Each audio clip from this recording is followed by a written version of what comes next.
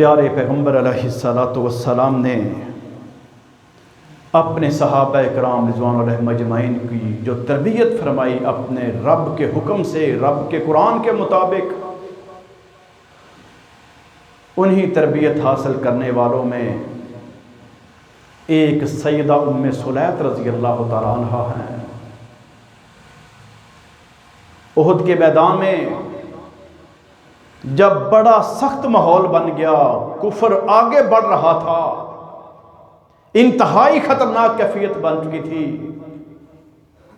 سیدنا فاروق اعظم رضی اللہ تعالیٰ عنہ نے ایک منظر دیکھا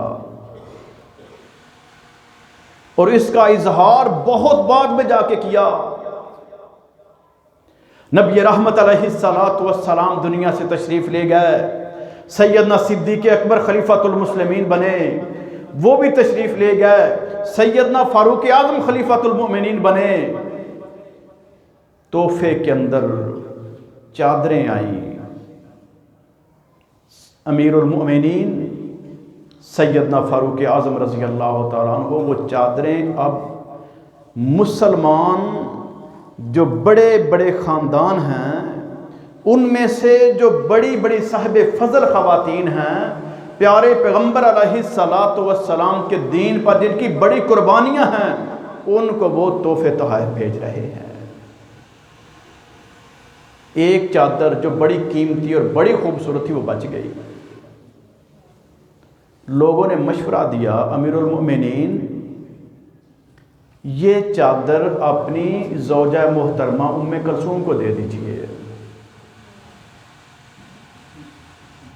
سیدہ ام کلثوم وہ امیر المؤمنین کی زوجہ محترمہ بھی ہیں، حیدر کرار رضی اللہ تعالیٰ عنہ اور سیدہ فاطمہ الزہرا رضی اللہ تعالیٰ عنہ کی لخت جگر بھی ہیں۔ کیوں جی یہ بات سنی ہے کبھی؟ سیدنا فاروق اعظم رضی اللہ تعالیٰ عنہ ان کے داماد ہیں پیارے پیغمبر جناب محمد رسول اللہ صلی اللہ علیہ وسلم۔ سیدہ حفصہ ان کی بیٹی ہیں جو پیارے پیغمبر علیہ السلام کی زوجہ محترمہ ہیں، ام المؤمنین ہیں، اور پیارے پیغمبر علیہ السلام کی بیٹی فاطمہ، ان کی بیٹی ام کلثوم وہ سیدنا فاروق اعظم رضی اللہ تعالیٰ عنہ کی بیوی ہے۔ فاروق اعظم رضی اللہ تعالیٰ عنہ نے باقاعدہ طور پہ سیدنا علی سے ریکویسٹ کی کہ میں اپنے نبوی خاندان سے اور تعلق بڑھانا چاہتا ہوں اور آپ کے گھرانے سے نسبت قائم کرنا چاہتا ہوں۔ سیدنا حیدر کرار رضی اللہ تعالیٰ عنہ نے کہا کہ ٹھیک ہے، مجھے یہ رشتہ قبول ہے۔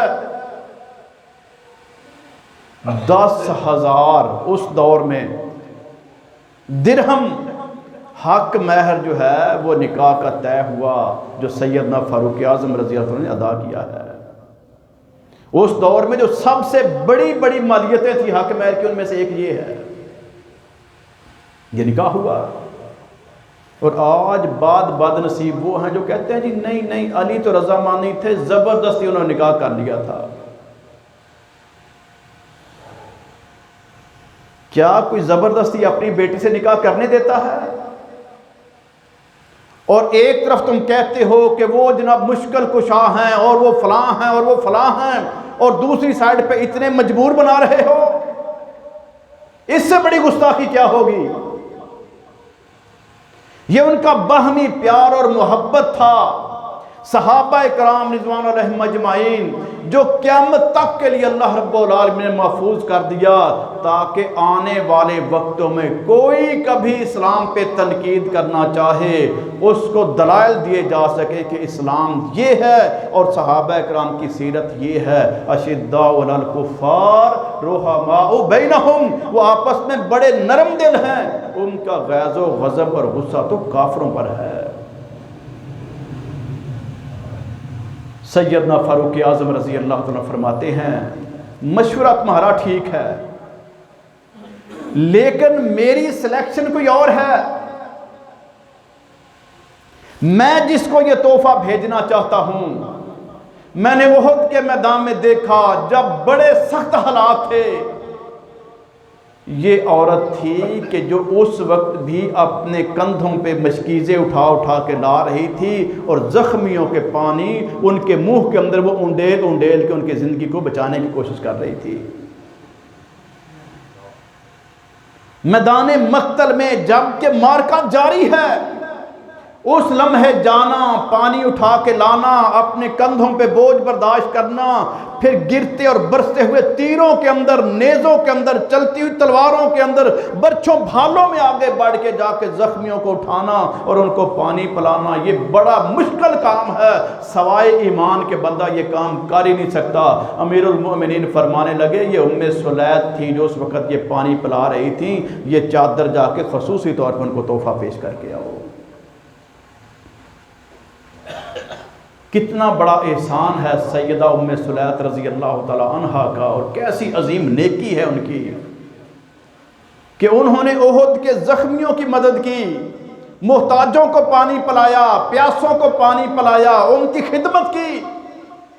اللہ رب العالمین نے ان کے اس واقعہ کی وجہ سے یہ بہت بڑا واقعہ احادیث میں محفوظ کروا دیا، وگرنہ ہو سکتا ہے کوئی مانتے ہی نہ اس چیز کو، جی عمر فاروق جو ہیں وہ داماد ہیں کہ نہیں ہیں۔